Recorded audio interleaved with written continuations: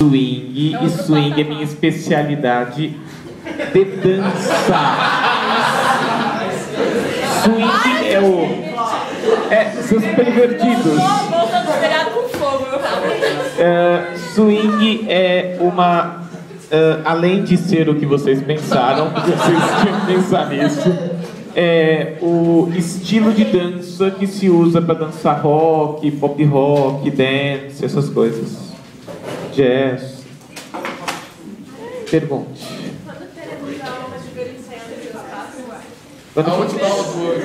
Quando vocês vão me ver dançando? A última aula do ano, ensina a gente. Olha, gente, se tiver alguma coisa a ver com alguma matéria que a gente passar e o horário permitir e o tempo permitir, eu demonstrarei algumas coisas. Mas, no geral, não por enquanto, exatamente. Muito bem. Queridos, vamos continuar com a correção da prova. Vamos lá. Eu já corrigi com vocês a primeira e a segunda, certo? Sim? Ótimo. Eu já corrigi a dos rituais religiosos da pré-história? Já. Obrigado. Oficialmente a escravidão na América Portuguesa?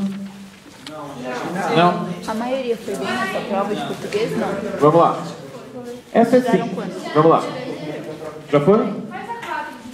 Vocês são muito nerds. Assim. É que eu não sei se é exatamente a 4. Essa, oficialmente, a escravidão? Não. Tirou? É que na verdade, fofos, não falem 4, 3, 5, porque tem ordem diferente. Então...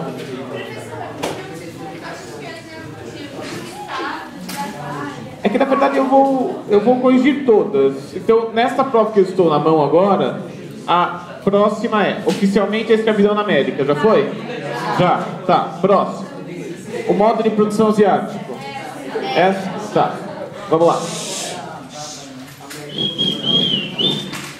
Vamos lá.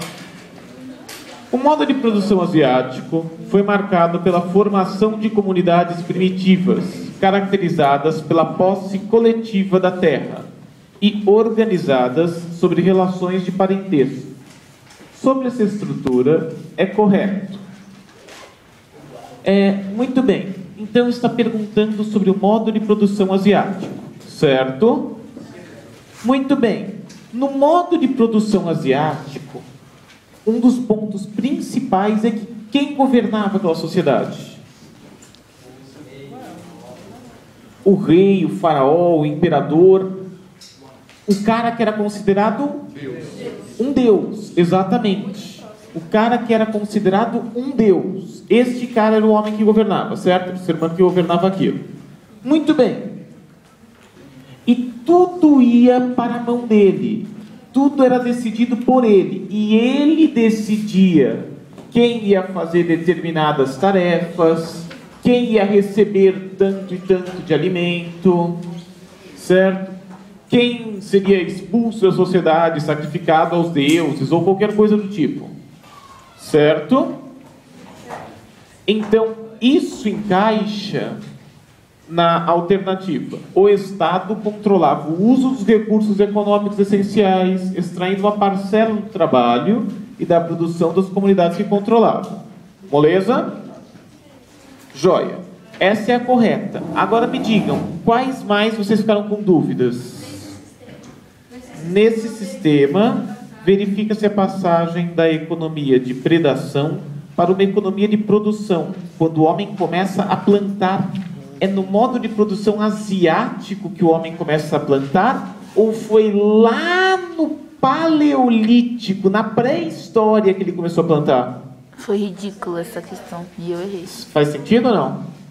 Porque, lembrem-se, se nós fôssemos dar uma olhada historicamente, nós vamos ter o período paleolítico, que vai do surgimento do ser humano até 10.000 antes de Cristo, que é aqui em 10.000 antes de Cristo que se descobre a agricultura.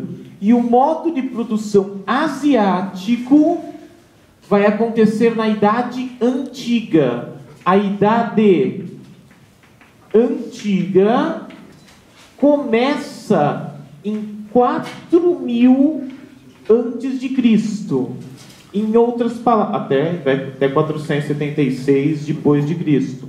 Em outras palavras, o homem começa a plantar 6.000 anos antes do surgimento do modo de produção asiático. Então não dava para ser a alternativa. O homem começa a plantar. Tudo bem? Pergunte. O modo de produção asiática, você pode falar de novo sobre ele? O modo de produção asiática era aquela organização das sociedades da Antiguidade Oriental e, como vocês viram, das sociedades, para quem está fazendo curso extra, das sociedades que viviam aqui, pré-colombianas, obrigado, em que o governante era uma pessoa com muito poder, certo? Normalmente era um governante teocrático, era o governante que dominava todos os recursos de produção e tudo mais. Mais do que isso, costumavam ser sociedades politeístas. Mais do que isso, a posse da terra era comum, pertencia a todos, mas era dirigida por este governante. A escravidão não era comum, mas existia, mas não era comum. O mais comum era a servidão coletiva, em que todos serviam. Existia uma classe de sacerdotes e uma classe de militares e nobres que eram mais bem tratados que o resto da sociedade. Tudo bem? Mais alguma dúvida? Mas não é o modo de... Professor, o modo de produção asiático, ele tem esse nome por causa da Ásia, certo? Na verdade, ele tem esse nome, porque quem deu esse nome foram os europeus.